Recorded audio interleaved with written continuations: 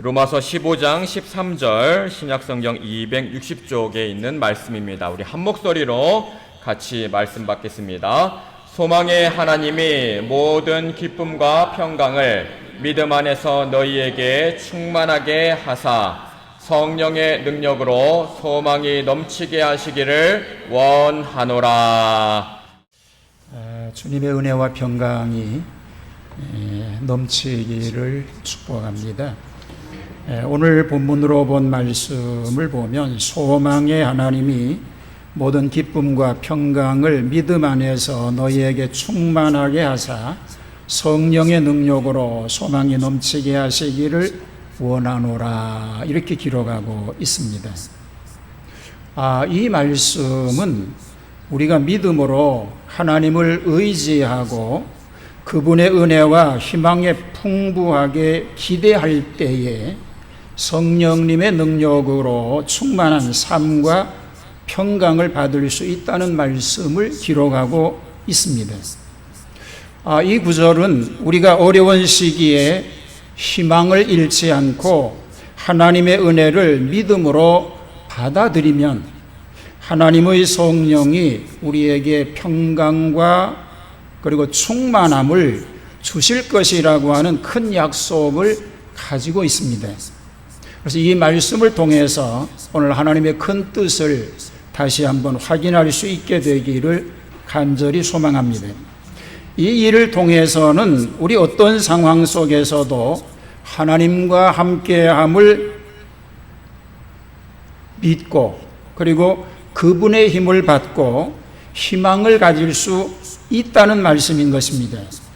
하나님의 은혜와 희망으로 충만한 삶을 살기 위해서 믿음을 가지고 하나님을 의지하여야 합니다.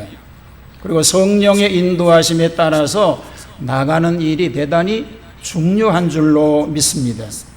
이 구절은 우리에게 하나님의 능력과 평강을 경험할 수 있는 길을 가르쳐 주고 있는 소중한 안내의 말씀이기도 한 것입니다. 이 구절을 기억하면서 하나님의 은혜와 희망으로 충만한 삶을 살 수 있게 되기를 간절히 축복합니다. 하나님과의 믿음과 교통을 강화하며 성령님의 인도하심을 경험할 수 있어야 합니다. 성도 여러분, 오늘 우리가 불편한 몸을 가지고 있고 또 미래에 대한 부담을 안고 있는 나이 많으신 분들이 많이 계십니다. 하나님의 은혜와 희망이 되는 성경 말씀을 몇 곳 오늘 여러분에게 소개해드리면서 하나님께서 우리에게 말씀하시고 함께 하시고 또 인도하시는 말씀인 것을 기억하고 그 말씀으로 새 힘을 얻고 승리하는 그런 삶이 될 수 있게 되기를 간절히 소망합니다.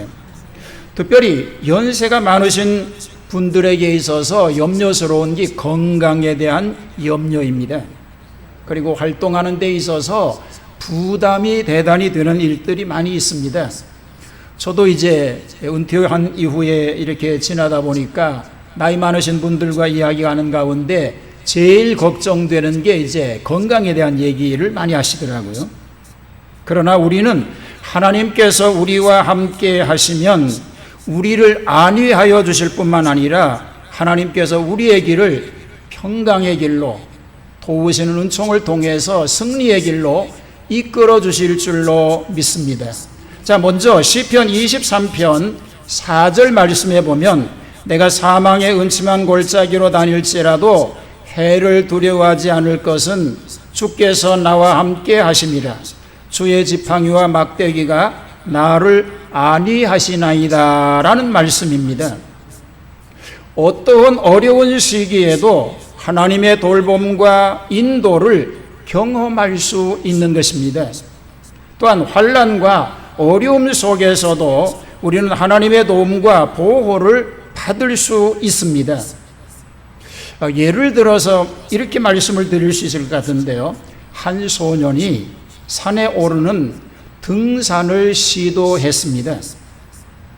그러나 날이 어두워지고 비가 내리기 시작합니다. 소녀는 길을 잃어서 무서움에 사로잡히기 시작하였습니다. 그때 옆에 있던 가이드가 소년에게 등산용 지팡이를 건네면서 이렇게 말했습니다. 이 지팡이는 너를 안내하고 보호해 줄 것이다. 그래서 너는 안심하고 앞으로 나아갈 수 있을 것이다. 이렇게 말했습니다. 소녀는 가이드의 말을 믿고 지팡이를 손에 잡았습니다. 그리고 비록 어두운 골짜기로 향하고 있었지만 그는 안도감과 용기를 갖게 되었습니다. 왜냐하면 가이드와 그의 지팡이가 항상 소년을 안위하고 인도해 주었기 때문인 줄로 믿습니다. 자, 시편 23편 4절에 나와 있는 이 말씀에서 사망의 음침한 골짜기로 다닐지라도, 이 소년이 산길을 잘 모르는 도중이고 어두운 골짜기로 지나가고 있었을지라도 그는 죽음의 그늘로 향할 때에도 두려워하지 않았던 것은 가이드가 있었고 그에게 지팡이가 있어서 의지할 수 있었기 때문이라는 것입니다. 마찬가지로 시편 23편 4절은 우리가 하나님과 그의 인도하심에 의지하면 어두운 시기와 어려운 상황에서도 두려워하지 않을 수 있다는 힘과 평안을 하나님은 이 말씀을 통해서 약속해 주고 있는 것입니다. 그래서 이 말을 통해서 우리는 하나님의 돌봄과 인도하심에 대한 믿음을 배울 수 있어야 할 줄로 믿습니다. 우리가 하나님과 그의 말씀에 의지하며 그의 인도하심을 따르면 우리는 모든 어려움과 고통에도 불구하고 안심하고 힘을 받을 수 있는 것입니다. 그가 우리와 함께 계시기 때문입니다. 또 그가 우리를 인도하여 주시기 때문입니다. 그리고 그가 우리를 보호하여 주시기 때문인 줄로 믿습니다. 이런 은혜가 있게 되기를 축복합니다. 시편 34편 19절 말씀을 보면 의인은 고난이 많으나 여호와께서 그의 모든 고난에서 건지시는도다 라는 말씀이 있습니다. 어떤 어려운 상황에 처해 있더라도 우리는 의인이 되어서 하나님의 도움을 믿을 수 있는 것입니다. 하나님은 우리를 건지시고 인도해 주시기 때문입니다. 하지만 우리가 어떤 어려움과 불안함을 이겨내기 위해서는 하나님께서 우리를 인도하실 수 있도록 마음을 다하는 것이 대단히 중요합니다.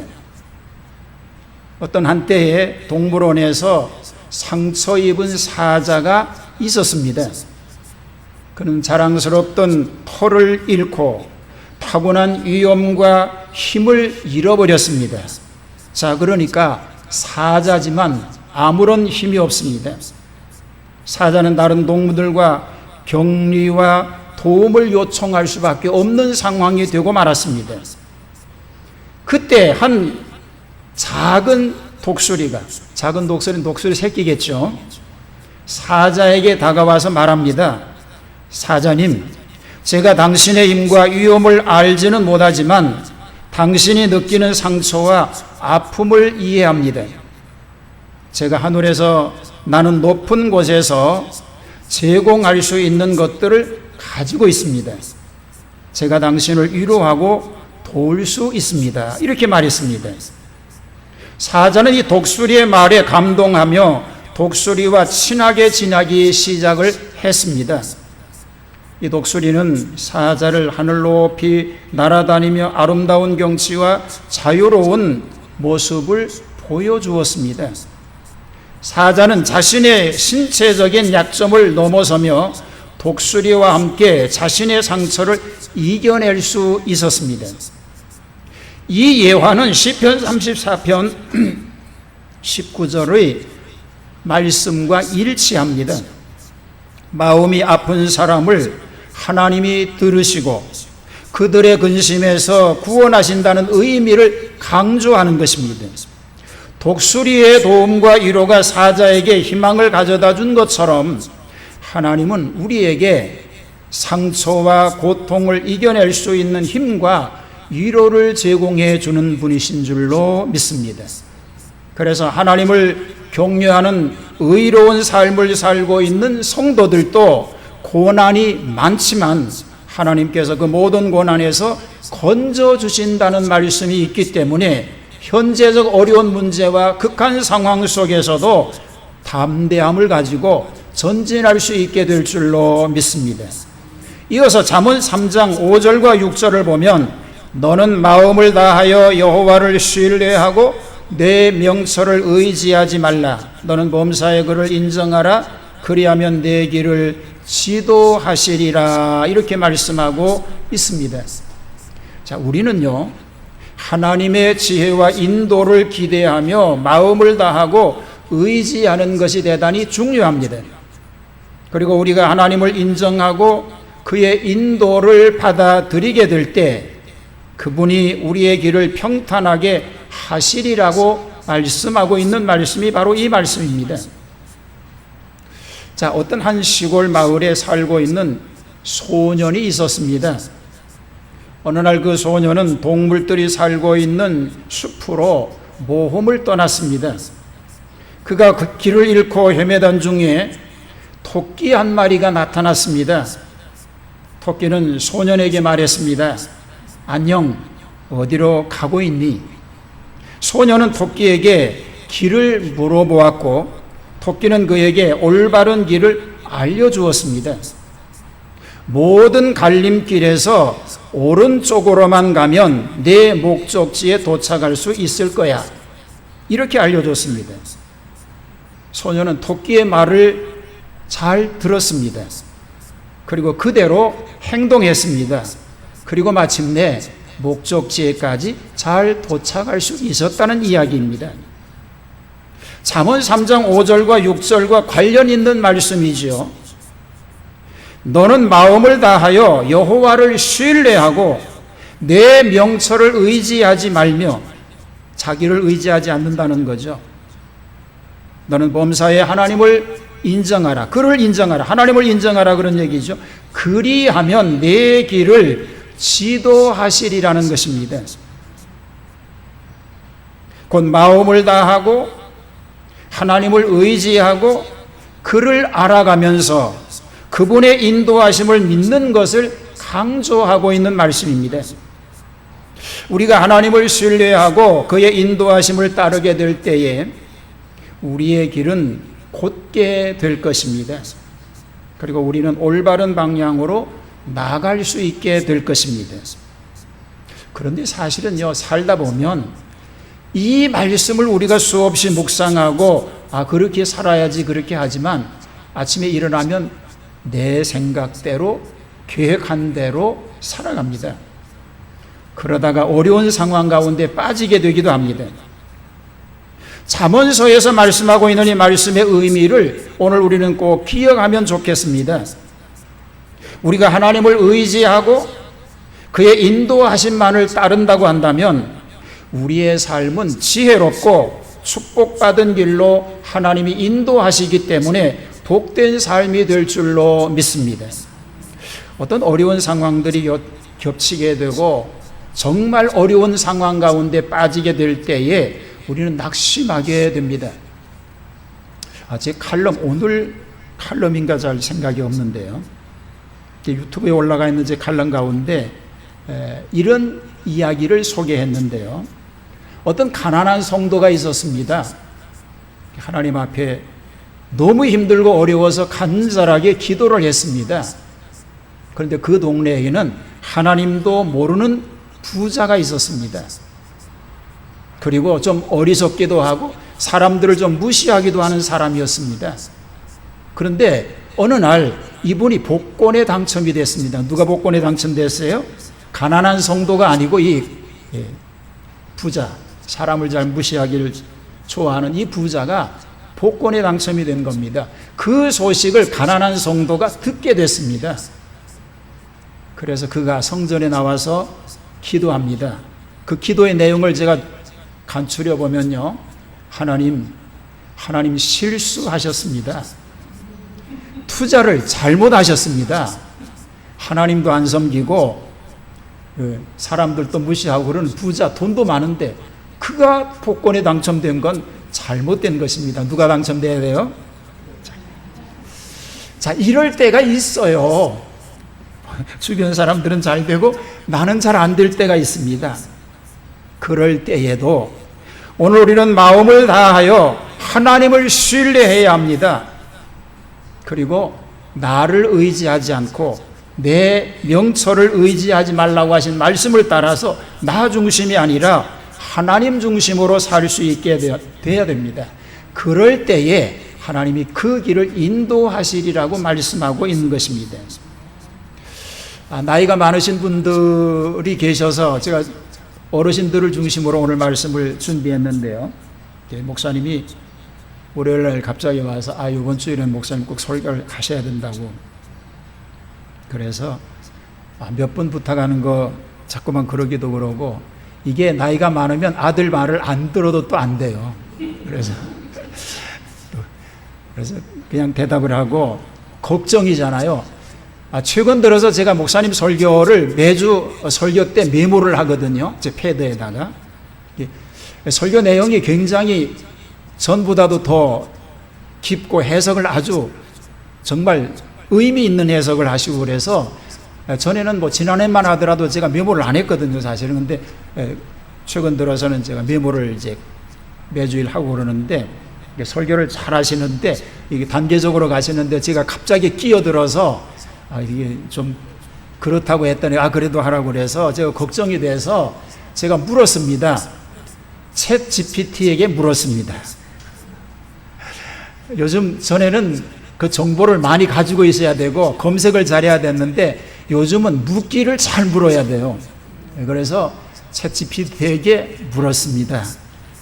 연세가 많으신 어르신들이고 건강이 좋지 않고 그리고 미래에 대해서 두려움이 많은 분들을 대상으로 해서 성경 구절을 알려달라 그랬더니까 오늘 이 구절을 알려줬어요. AI로 제가 받은 내용들입니다. 알려줬어요. 그렇게 하고 이제 그래서 AI에게, 챗 GPT에게 제가 설교 원고를 부탁을 했어요. 그랬더니까 오늘 이 원고를 줬습니다.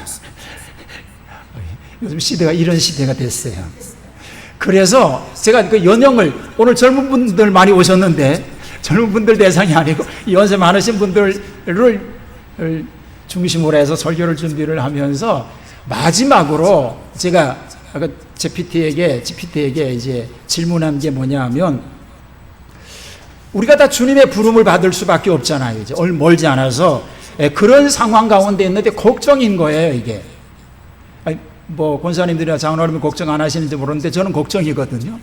어떻게 하면 부담도 누도 안 끼치고 건강하게 그냥 주님의 부름을 받을까, 이런 염려가, 걱정이 늘 있어요.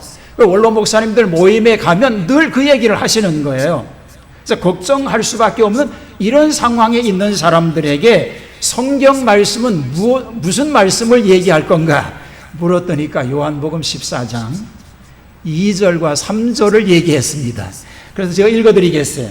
내 아버지 집에 거할 것이 많도다. 그렇지 않으면 너희에게 일렀으리라. 내가 너희를 위하여 거처를 예비하러 가노니 가서 너희를 위하여 거처를 예비하면 내가 다시 와서 너희를 내게로 영접하여 나 있는 곳에 너희도 있게 하리라. 믿으시기를 축복합니다. 하나님께서는 우리를 위하여 천국에서 우리를 기다리고 계시다고 말씀하고 있습니다. 그저께 저희 교회 개척하고 그 해부터 우리 교회 쭉 출석하셨던 집사님 한 분이 계세요. 쭉 그러시다가 교회 생활을 참 평생 하신 거죠. 남편 없이 여러 자녀를 키우면서 시골에서 이제 이사 나오셔서 우리 교회 앞에 오셔서 우리 교회에 나오셨는데, 그렇게 생활하시고 그러시다가 지금 8년, 7년인가? 이렇게 전에 소천을 하셨어요. 어느 날인데 이제 병원에 계셨는데 딸 중에 한 자매가 저한테 전화를 했어요. 목사님, 아무래도 어머니 돌아가실 것 같아요. 그래서 아내하고 급히 갔습니다. 갔더니까 병원에서 배례를 하셔서 운명하실 직전에 있으니까 그 병원에서 배례를 하셔서 독실 하나를 이렇게 줬어요. 이게 참 어려운 일이거든요. 운명하시기 직전에 환자를 독실로 그 병원에서 배례를 해주셨어요. 아무도 못 들어오는 거예요. 그래서 독실이니까 거기서 찬송가도 마음대로 병원에서 어렵잖아요. 찬송가 부르기 하는데 독실을 줬으니까 찬송가를 부르고 성경 말씀을 읽고 설교를 하고 이렇게 함께 열심히 기도를 해서 예배를 다 드렸어요. 소위 임종 예배를 드렸어요. 따님이 말하기를 얼마 남지 않았다고 의사가 그렇게 얘기해서 이 방을 병원에서 배려해 주셨습니다. 그러시더라고요. 그래서 얼마나 감사해요. 그래서 정말 간절하게 정성을 다해서 예배를 드렸어요. 임종 예배를 드리고 나면 소천하셔야 되잖아요. 안 돌아가시는 거야. 이 타이밍. 자, 그래서 찬송가를 계속 불렀어요. 네 주를 가까이를 계속 불렀어요. 찬송 부르는 가운데 평안하게 가셨어요. 이 딸이 학교 다닐 때는 우리 교회 잘 나왔는데 결혼하고 그러면서 교회를 안 나왔어요. 못 나온 거지. 그리고 결혼하고 자녀 낳고 직장 다니고 그러면서. 그러다 그 광경을 보고 너무나도 충격을 먹은 거예요. 예배 드리고 찬송가를 부를 때 어머니가 웃으면서 그 다음은 의식이 없는 거예요. 가셨어요. 그래서 우리 교회 열심히 나와서 세례도 받고 학창시절이 세례도 안 받았어. 그랬더니 저한테 세례를 받고 집사가 됐는데 그 집사님이 돌아가신 날이에요. 그래서 제가 가만히 있기가 그렇잖아요. 이제 가족들도 모이고 그럴 건데 그래서 역시 제가 챗 GPT한테 안 하던 짓을 했어요. 내가 추도사 하나가 필요한데 하나 써줄 수 있겠냐. 자, 이런 분인데 이런 상황에서 소천하셨는데 돌아가셨다. 그러니까 나한테 추도사 하나를 써달라 그랬더니까 기차게 써줬어요. 저한테. 그래서 제가 그걸 카피해서 그 이집사한테 보냈더니까 답이 왔어요. 목사님 이렇게 기억해 주셔서 고맙다. 내가 쓴 거 아니거든 사실은. 나는 보낸 것뿐인데니까. 이렇게 평안하게 다 주님의 부름을 받으면 얼마나 좋겠습니까? 그렇지 않아서 염려하는 거 아니겠습니까? 자, 하나님은 우리와 함께 하시는 줄 믿습니다. 우리의 걱정과 부담을 돌보고 계시는 분입니다. 어떤 상황에 처했든지 간에 우리가 의인이 되어서 하나님을 의지하며 그분의 인도를 받아들이게 될 때에 우리는 하나님의 은혜로 충만한 삶을 살게 될 줄로 믿습니다. 제가 비유적으로 하나 더 이렇게 말씀드리면 어떨까 싶은데요. 한 왕이 있었습니다. 성경 말씀을 좀 이해하기 쉽게 말씀을 드리려고 그러는데요. 그는 훌륭한 성을 건설했습니다. 이 성은 왕이 자신의 자식들과 귀한 손님들을 초대하여 함께 살 수 있도록 예비한 것입니다. 왕은 각자의 방을 꾸미고 세심하게 배려하여 완벽한 환경을 조성했습니다. 그 후에 왕은 자신의 아이들과 손님들을 초대하여 이 아름다운 성에서 함께 생활하였습니다. 이것이 바로 요한복음 14장 2절과 3절의 말씀을 이야기하는 것이죠. 예비된 초소와 함께하는 아버지의 집의 그 비유를 비유적으로 얘기하고 있는 거죠. 왕의 아름다운 성을 예비하고 자식들과 손님들을 초대하는 것과 마찬가지로 예수님은 그의 제자들을 위해서 아버지의 집에 처소를 예비하고 돌아와서 우리를 그 집으로 인도하여 주시겠다고 약속하셨습니다. 이 비유는 하나님의 나라에서 제자들을 위한 풍성한 삶과 영원한 거주처가 예비되어 있다는 것을 상징적으로 얘기하고 있는 것입니다. 성도 여러분, 이 예화를 통해서 우리는 예수님의 사랑과 관심을 알 수 있습니다. 그분은 우리를 위해서 영원한 행복과 평안이 보장된 것을 예비하셨습니다. 우리를 자신의 곁으로 초대하고 계시는 줄로 믿습니다. 근데 우리는 그러잖아요. 가능하면 세상에 더 오래 있으면 이렇게. 근데 그 욕심은요, 저도 있어요. 왜냐하면 시대가 너무 좋아지니까 제가 이렇게 어려운 때에 챗에게 묻잖아요. 그러면 대답해 주는 거예요. 얼마나 좋아요? 묻기만 하면 돼. 잘못 물으면 안 되는데 잘 물으면 대답을 잘해 주는 시대예요. 그러니까 비서 하나 두고 있어요, 저는. 그래서 제가 강의 준비하고 그런 일에 있어서도 제 비서를 제가 잘 쓰거든요. 그래서 질문하면 대답해 주니까 그냥 돈 안 주고 봉급 안 주고 비서를 잘 쓰고 있잖아요. 이런 좋은 시대니까 오래 있고 싶어요. 그런데 그보다도 더 좋은 것이 있다고 성경은 얘기하고 있습니다. 예수님은 우리의 헤아릴 수 없는 존재감과 가장 깊은 관계를 원하고 있습니다. 그의 사랑과 마음을 우리에게 드러내 보여주고 있는 것입니다.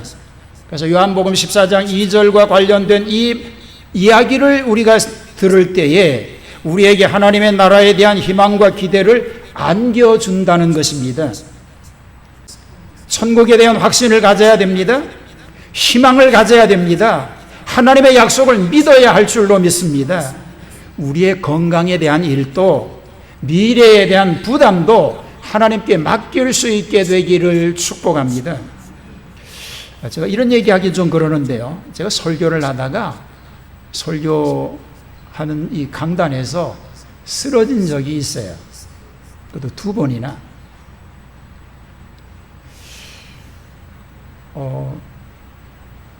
그리고 나니까 이거 가는 거 별거 아니구나. 안 돌아오면 가는 거잖아요. 그래서 코로나 시작되고 그럴 때 최 목사님이 어느 날 갑자기 저한테 와가지고 아빠 은퇴하세요. 그래서 제가 그 자원에서 은퇴했잖아요. 1년 앞두고 은퇴를 했잖아요. 건강이 어려워지는 상황이 되게 되니 그때처럼 또 그렇게 되면 어떡하냐고. 그래서 그 얘기를 들었는데 잘했는지 잘못했는지 잘 모르겠는데 하여튼 그래요. 언제 어떤 상황이 일어날지 모르기 때문에 우리가 염려하는데요. 그러나 주님께 맡길 수 있게 되기를 축복합니다. 세상의 말 가운데도 인명은 제천이라고 그러잖아요. 하나님께 달려있는 겁니다. 하나님이 가라 해서 왔고 하나님이 오라고 그러면 어쩔 수 없는 거예요. 순서도 없는 거예요. 가야 되는 거예요. 그러니까 이 말씀의 의미를 우리가 기억하고 하나님의 약속을 믿으시기를 축복합니다. 건강에 대한 것도 주님께 맡기시기를 축복합니다. 염려, 걱정 다 주님께 맡기고 지금까지 함께 하셨잖아요. 돌아보면 하나님이 지금까지 함께 하셨잖아요. 삶의 여정 가운데 힘든 시간 속에 함께 하셨던 그 하나님께서 남은 시간까지도 함께 하실 줄 믿으시기를 축복합니다. 하나님의 은혜와 희망으로 충만한 삶을 오늘 제목과 같이 살아갈 수 있는 성도들이 다 되시기를 주님의 이름으로 축복합니다. 함께 기도하겠습니다. 하나님 아버지, 우리가 세상을 살아가는 동안에 두려움도 있습니다. 건강에 대한 염려도 있습니다. 힘든 사회적 여건과 환경 때문에 정말 걱정되는 일이 많이 있습니다. 흩어져 생활하는 자녀들에 대한 염려도 있습니다. 아버지 하나님, 주님께서 부르실 때까지 건강하기를 간절히 소망하지만 여의치 않습니다. 하나님, 이런 연약한 우리의 모습을 주여 기억하여 주시옵소서. 하나님의 은혜를 경험하게 하시고 그 은혜 가운데 있음을 고백하면서 그 나라를 희망하고 성령의 충만한 삶을 통하여 복된 승리자로 살게 하여 주시옵소서. 하나님이 여기에 교회를 세우시고 예수 그리스도의 구속의 은총을 통하여 많은 영혼들을 구원하실 계획을 가지고 계신데 아직도 빈자리가 너무 많이 있습니다. 하나님, 빈자리를 채워 넘치게 하여 주시옵소서. 구원받은 저희들 가정을 주님께서 복을 내려주시되 자자손손 다 예수 그리스도로 말미암아 구원의 열매가 맺혀질 수 있도록 자자손손 하나님의 은총이 넘치게 하여 주시옵소서.